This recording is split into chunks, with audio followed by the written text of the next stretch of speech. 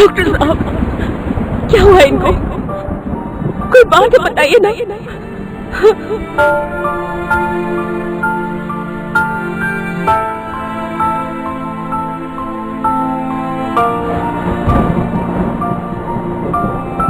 हे प्रभु, हे ईश्वर, हे भगवान, मैं इतने दिन से पूरे जीवन में तेरा व्रत रखती आ रही हूँ। हे प्रभु, इस समय मैं बहुत कष्ट में हूँ। आप आकर मेरे इन कष्टों को दूर करें भगवान।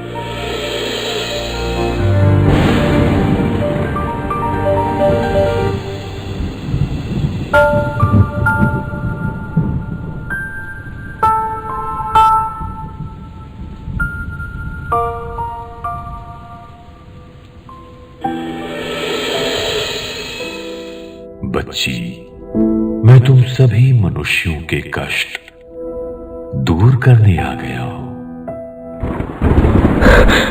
ये आवाज कहां से आई? ये आवाज कहां से आई है? बच्ची, मैं तुम्हारी पुकार सुनकर तुम्हारे दुख को दूर करने आ गया हूं। ये आवाज मैं किसकी सुन रही हूँ? ऐसे शांति देने वाले बोल किसके हैं? आप कौन हैं? बच्ची, मैं तुम सबका परम प्रिय भगवान बोल रहा हूं, जिसको तुम मनुष्य बहुत समय से बुला रहे हो और मिलने की कामना करते हो। तुम सब मेरी रचना हो, परंतु तुम मुझे यथार्थ रूप से नहीं जानते कि मैं कौन हूं, मेरा रूप क्या है, और तुम मुझे कैसे प्राप्त कर सकते हो। मेरी खोज में तुमने बहुत पीड़ा और कष्ट सहन किया है। भगवान,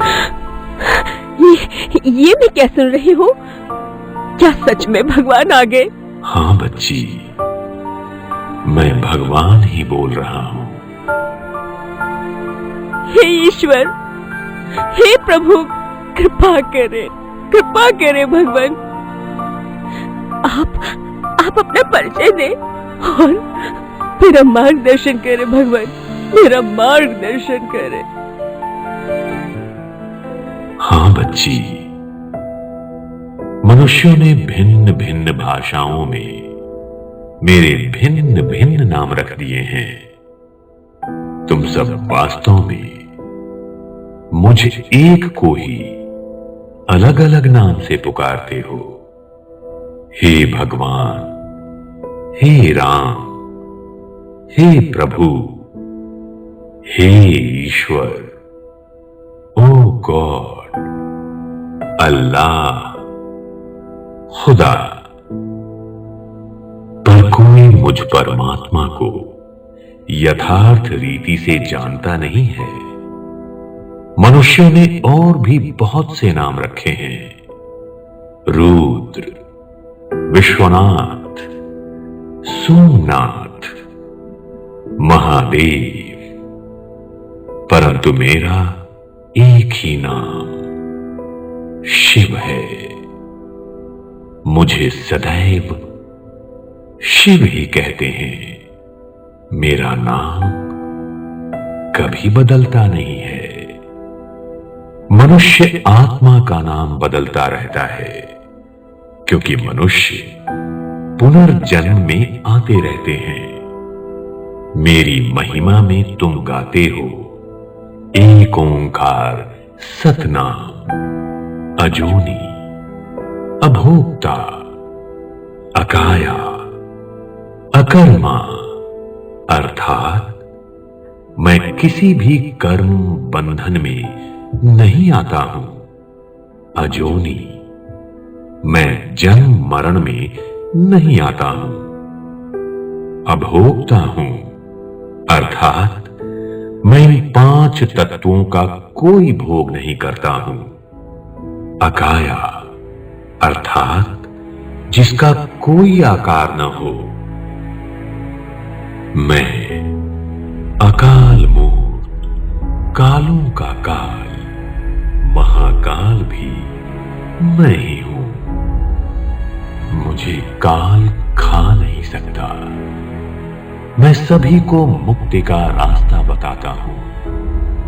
मैं ही इस सृष्टि का रचयिता हूं।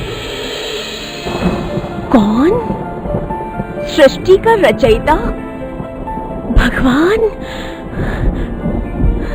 पर कहां? मुझे तो कोई दिखाई नहीं पड़ रहा है।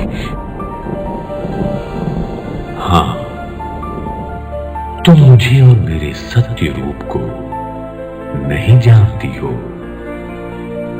मैं आंखों से देखने में नहीं आता हूं। मैं देहधारी नहीं, मैं निराकार हूं।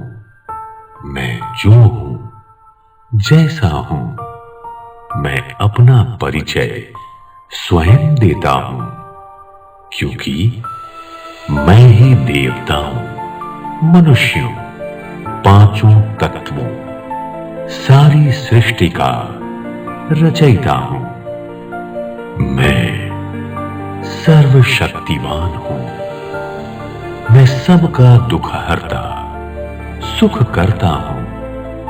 मैं निराकार हूं। सर्व आत्माओं का पिता, परम पिता, परमात्मा हूं।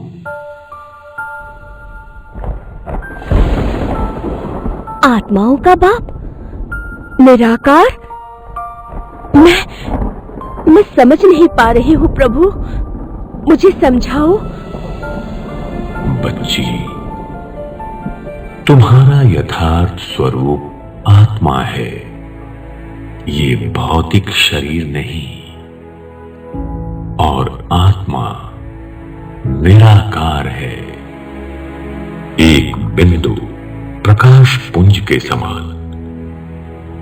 आत्मा भौतिक शरीर को चलाने वाली ऊर्जा, एक चैतन्य शक्ति है। जितने मनुष्य हैं, उतनी आत्माएं हैं। मनुष्यों के भौतिक शरीर इन आंखों से देखने में आते हैं, पर आत्मा को इन आंखों से देखा नहीं जा सकता है। आत्मा को केवल दिव्य दृष्टि द्वारा ही देखा जा सकता है। मनुष्यों के रंग रूप भिन्न भिन्न हैं, परंतु आत्माएं भिन्न भिन्न नहीं, सब एक जैसी ही हैं। सिर्फ हर आत्मा की भूमिका भिन्न भिन्न है। जैसे मनुष्य छोटे बड़े होते हैं, वैसे आत्मा छोटी बड़ी नहीं होती है। आत्मा का रूप एक ही है। आत्मा अजर, अमर, अविनाशी है। शरीर विनाशी है। आत्मा एक शरीर छोड़ दूसरा शरीर धारण करती है। मैं सर्व आत्माओं का पिता, परम पिता, परमात्मा हूं।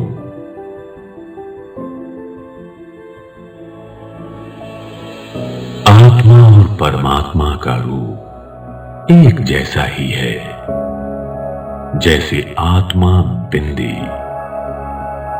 वैसे मैं परमात्मा भी बिंदु के समान अति सूक्ष्म प्रकाश पुंज निराकार हूं। तुम भक्ति में मेरी ज्योतिर्बिंदु रूप की यादगार शिवलिंग बनाकर पूजा करते हो। बच्ची, आप सभी मेरी ही संतान हो। आप मेरे ही घर से यहां आए हो। इस सूर्य और सितारों से दूर ये फरिश्तों का सूक्ष्म लोक है। इससे भी दूर एक अन्य लोक है,